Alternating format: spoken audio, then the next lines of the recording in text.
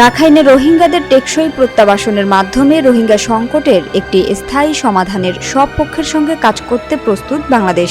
রাখাইনে রোহিঙ্গাদের অধিকার ও মর্যাদা সমুন্নত রাখা এবং তাদের প্রত্যাবাসনের জন্য দ্রুত একটি অনুকূল পরিস্থিতি সৃষ্টি করা আন্তর্জাতিক সম্প্রদায়ের সম্মিলিত দায়িত্ব।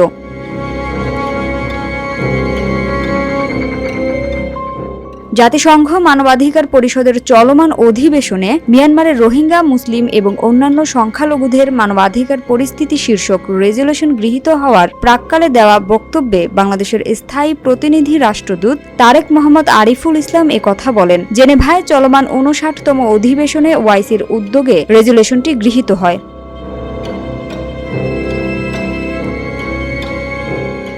গভীর উদ্বেগ প্রকাশ করে বাংলাদেশের বক্তব্যে আরও বলা হয়, রাখাইনে মিয়ানমার সামরিক বাহিনী এবং আরাকান আর্মির মতো সশস্ত্র গোষ্ঠীসমূহের মধ্যে চলমান সংঘাত মানবিক সহায়তা কার্যক্রমকে বাধাগ্রস্ত করছে এবং রোহিঙ্গাদের দুর্দশা আরও বাড়িয়ে তুলছে।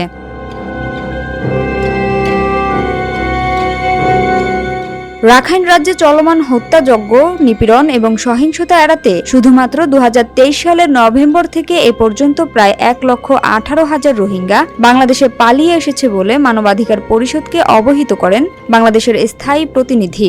এছাড়া আগামী সেপ্টেম্বরে নিউ ইয়র্কে রোহিঙ্গা বিষয়ে আয়োজিতব্য উচ্চ পর্যায়ের সম্মেলনে রোহিঙ্গা সংকটের সমাধানকল্পে বাস্তবমুখী এবং সময়াবদ্ধ সমাধান খুঁজে বের করার ওপর গুরুত্বারোপ করা হয়।